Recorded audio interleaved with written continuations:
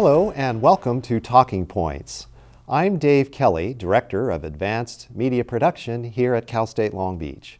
My guest today on Talking Points is Dr. Burkhard Englert.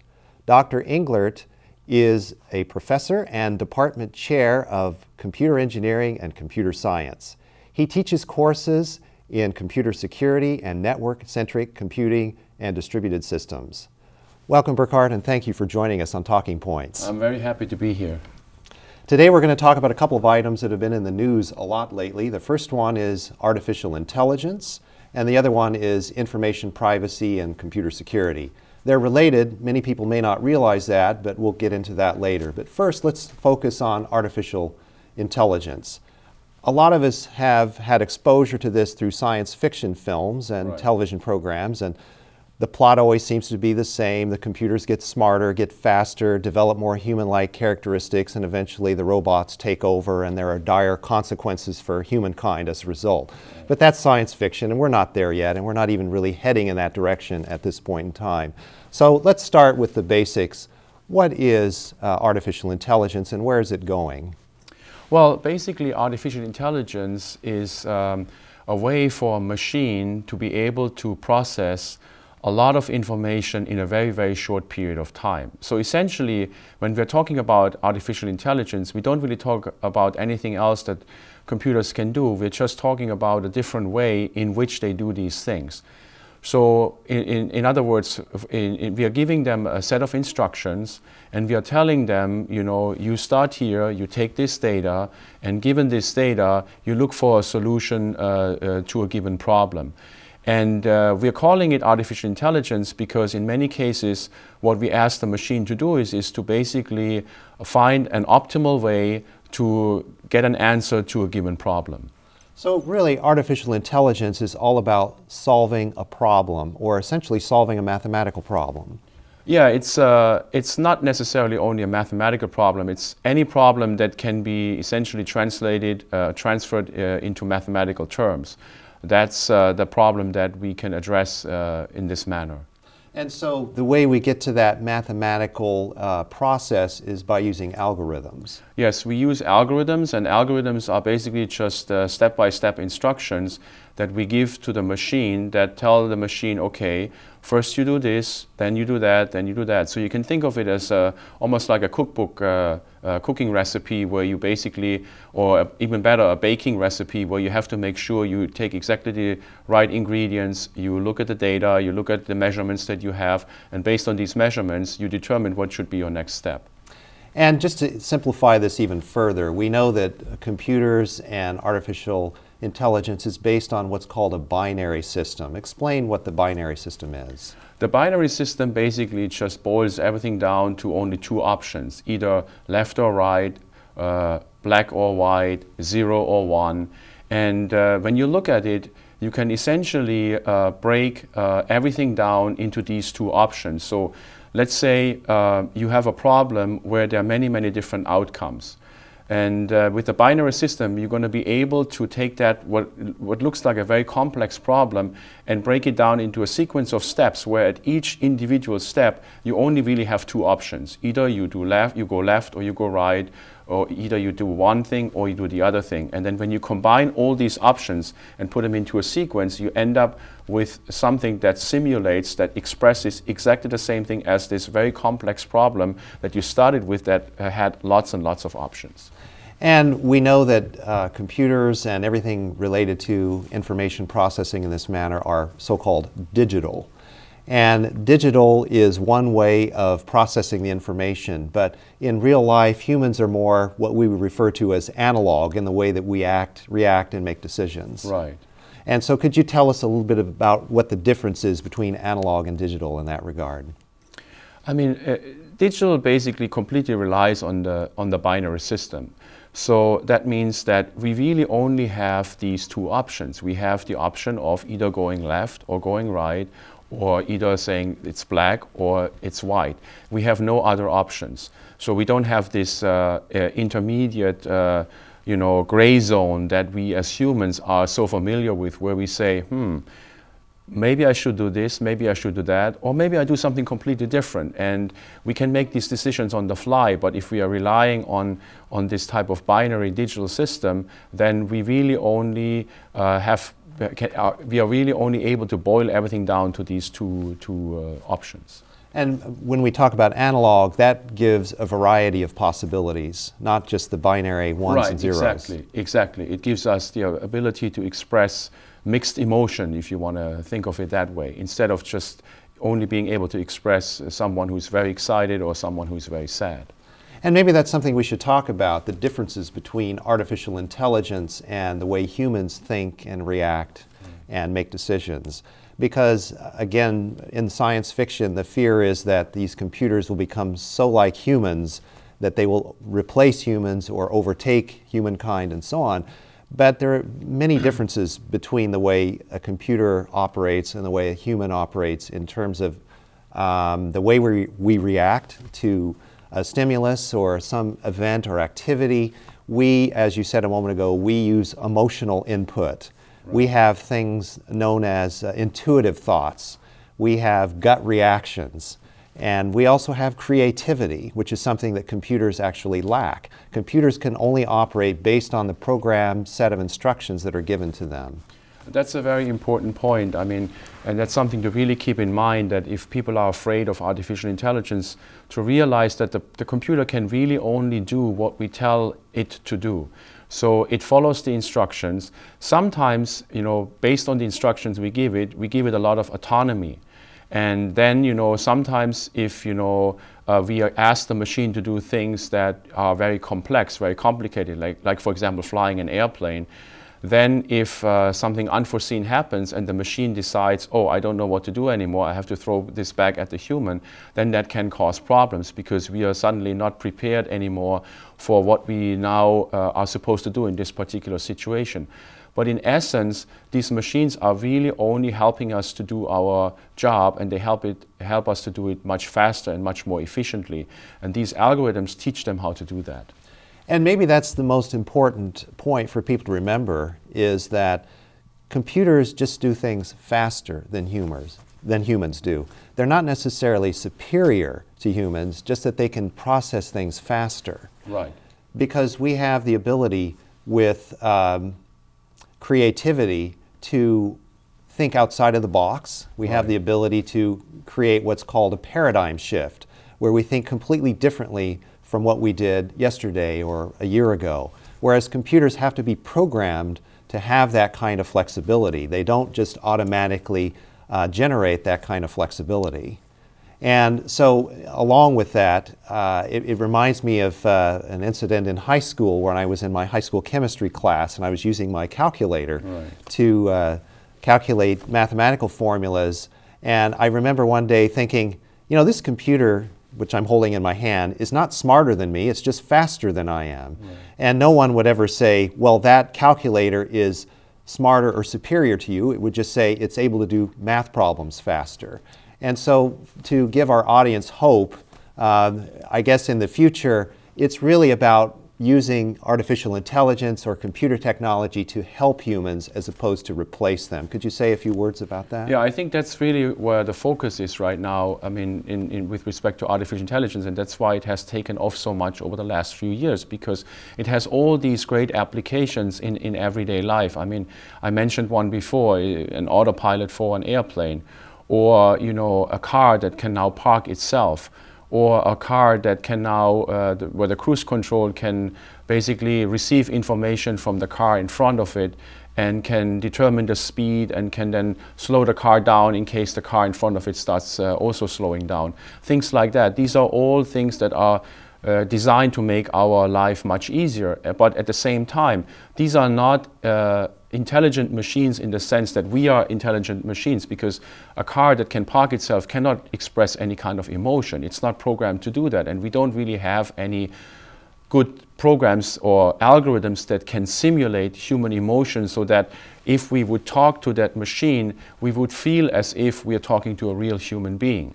But we have very efficient algorithms that allow the car to park itself because there are sensors in the car sees the distance. I mean, it doesn't see the distance, but it can measure the distance to the curb, it can measure the distance to the cars around, and then it runs some sequence of steps that allow it to say, okay, turn the steering wheel by this many degrees, and then drive back this many feet, and so on and so forth, and eventually it will have parked itself. But it's really only, again, just a sequence of steps. It's not something where the car now suddenly is able to do anything really on its own. It only becomes dangerous or of concern if, say, for example, this car does something that we didn't anticipate because it gets, let's say, faulty information, or it gets information that it doesn't know how to process because the program has had a flaw in it, so that with this data it would do something that we didn't really anticipate. You may want to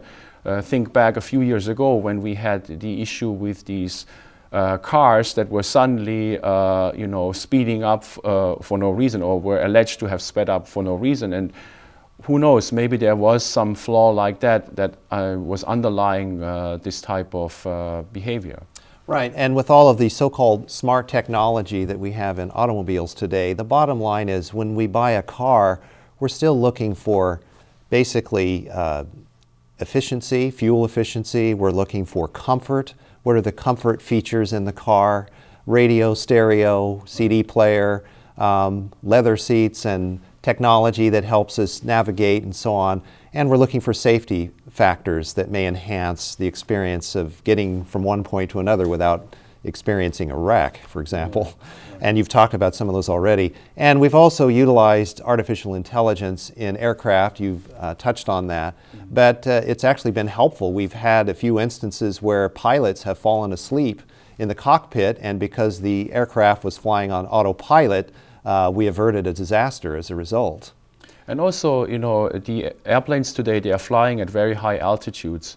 And that means it requires a lot of coordination by the pilot, because the airplane, is flying so high that if it flies a little bit slower than it's supposed to, it can lead to a stall. In other words, the airplane would crash.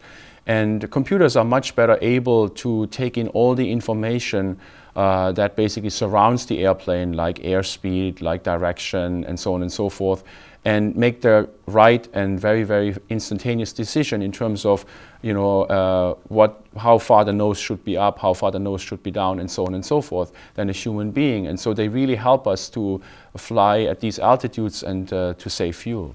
And we're going to have to take a break right now, so we'll continue this conversation in the second segment, and we'll talk more about the differences between humans and computers, and we'll get into information privacy. And stay with us. We'll be back in a moment, and we'll continue our conversation on Talking Points.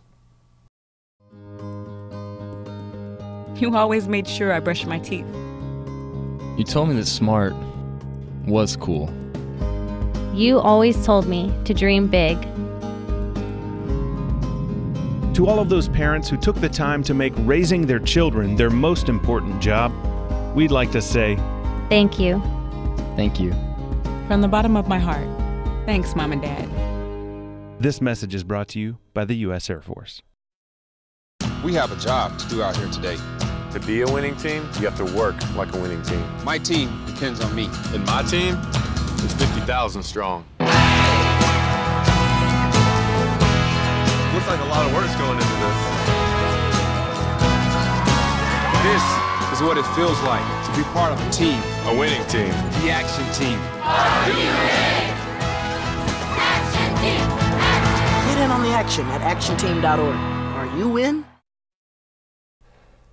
Welcome back to Talking Points. I'm Dave Kelly. My guest today is Dr. Burkhard Englert. He is a professor and the department chair of computer engineering and computer science. Burkhard, we were talking about the differences between humans and computers and this whole area of artificial intelligence. Let's talk a little bit more about what makes us human. We've talked a lot about what makes a computer, but what makes us human? We have creativity. Right. We have the ability to come up with random thoughts and put them together in ways that have never been thought of before. We have, again, intuitive abilities to make intuitive judgments and to have gut feelings, as we mentioned earlier. And we also have the ability to experience very strong emotions, passion, love, exuberance, joyfulness, and also the sense of accomplishment that comes along with doing something, pride, pride in your children or pride in your accomplishment, etc. And we also have, of course, the other side of that double-edged sword, which is anger and hatred and jealousy and greed and so forth. So we're a mixed bag of all of these different possibilities, whereas computers don't have any of that capacity.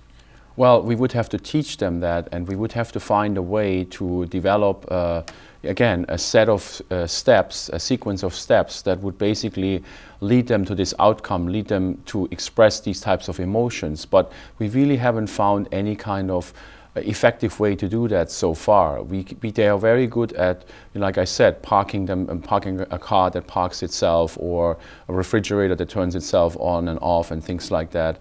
But if they have to express emotion to us, or if they have to be creative, they can't really do that. We are still their masters. We are telling them essentially what to do. We give them the ability then to find very quickly a solution to a problem, but in the end, they're still following our procedure. And it's interesting because we've created computers like Deep Blue at IBM that can now beat the best chess player in the world. And we also have a computer called Watson, which can beat the best 2 Jeopardy players in the world at the game of Jeopardy. But the thing is, those computers don't feel accomplishment or don't have pride at their accomplishment. They just do what they're told to do. Exactly, and they're very good at it because they can process information so fast so that they can search large, very huge databases of information, and when they're given a problem, when they're given a question, they can very, very quickly find the answer. But they don't find the answer because they understand what we're asking them. They find the answer because we gave them the tools to look for the solution within the collection of information they have available and to determine what should be the right answer. And again, there's no emotional attachment to any particular answer or any particular direction that a computer may choose. No, we could, if we wanted to, program the computer to express something to us that would look to us like pride, but the computer would never really feel that. Right, and so it doesn't have the DNA and the flesh and blood and the genetic makeup that we have. No. It's just a system of binary numbers and binary processes that allow us to get to the end of that log algorithm, which provides an answer to a particular problem. But we have to give it the problem to solve. Exactly. And I think where some of the discomfort that people have with artificial intelligence comes from is basically because people get confused or get surprised when these machines become more autonomous than they used to be. So now they can do certain things, and they can do not just one item or one thing, they can do a sequence, they can follow a sequence of steps, they can follow several problems, and then sometimes what they do may surprise us and may make us feel uncomfortable. But at the same time, that doesn't mean these machines are in any way intelligent on their own. They are just basically doing what we told them to do. And so we get into the area of ethics. As the computers become more and more powerful, the ethics are not what the computer is doing. The ethics are the programmers that are creating those data sets. Exactly.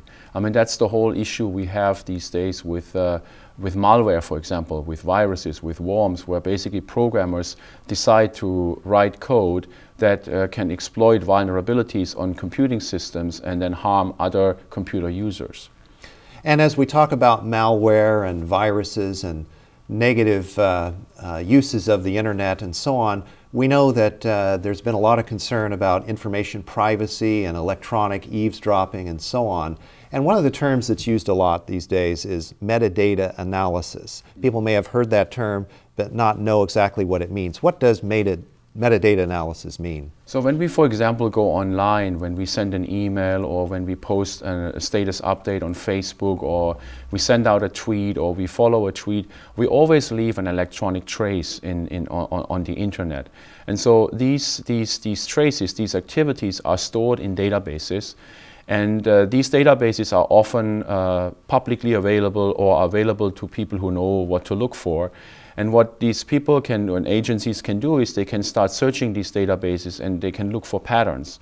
And if they find these patterns, they can then determine, for example, what connections we have, who we know, where we've been, what is our usual schedule, and so on and so forth. And these type of traces are also called metadata. And analyzing them just means combing through them and trying to extract patterns. And we've heard, of course, about the NSA electronic eavesdropping on email and internet activity. What do we know about what the NSA knows about us? Mm-hmm. We don't really know what they know about us, but I would say that in most cases, they have no interest in our everyday activities. All they're doing is they're looking for unusual patterns that show up in the data where something is happening that looks in a way strange, and then they may follow up on that. But I don't think they have the time and the capacity and the concern to really be too much interested in our everyday mundane lives. I guess the important thing for the average citizen using the computer at home is to be aware of what you're doing in terms of posting online. Right. So, for example, if you have, when you do online banking, then usually you have some sort of security questions that you can answer. Let's say you forget your password, they ask you a security question that would allow you to reset your password.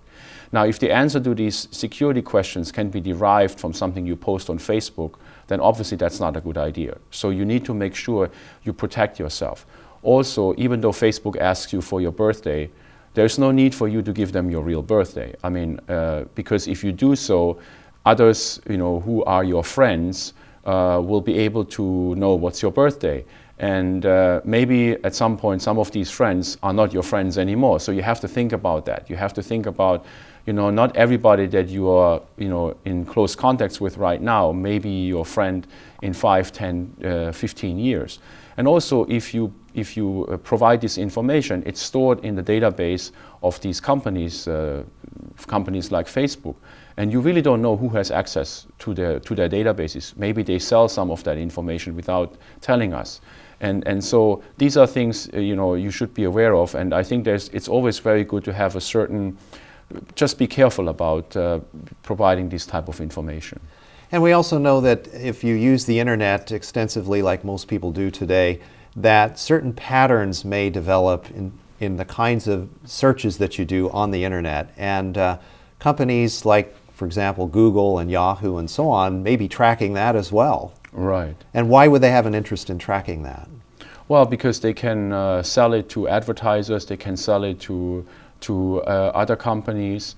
If you're, for example, looking for a new car and you start searching for, you put car maker and models into the search engine, then they know you're looking probably for a car. They can derive that, and then they can target you for advertising, or maybe even have someone contact you if they have enough information to talk to you about the possibility of buying a new car. So that can be very valuable information. So they get a kind of a leg up. They are like one step ahead of the game, so to speak.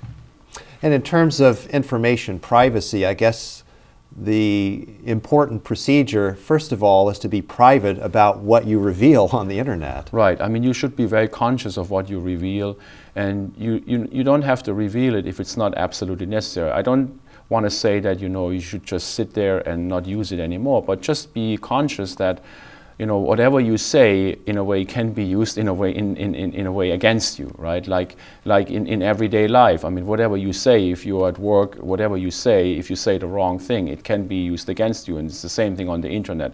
Sometimes I feel like people think when they're dealing with the internet, it's kind of a free-for-all zone, and that's not really true at all. And interestingly, people will reveal things on the internet that they might not tell their next door neighbor. Right, exactly. They may never tell that to their colleague at work or anything like that, but they just put it right there on Facebook or put it into a tweet. And so now it's available to the whole world to see. And it's available to people we have no idea about who may use some data mining to look for information about us and be able to find all that years later, possibly. Let's talk a little bit about data mining, and this relates, of course, to the metadata analysis that we were talking about. What is data mining? So basically now, because we are all so used to the internet, we are having our smartphones, we're having our tablets. As I said before, we leave a lot of information behind, and this creates a huge amount of data that's available for categorizing, searching, and again looking for patterns, looking for information about specific items, specific persons. And that's basically called data mining. So you look at this large mountain of data and you try to find something that belongs together and then use it in a different context usually. Okay, I'd like to talk just for a moment, because we just have a couple minutes left, about your students and your work in the classroom.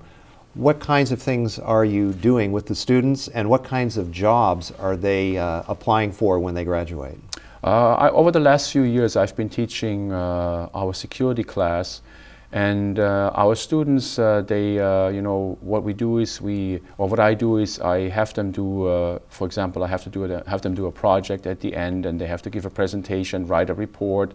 And many students, they find employment in the security sector. So some have ended up at companies like Symantec, which sits in Santa Monica, which produces antivirus software.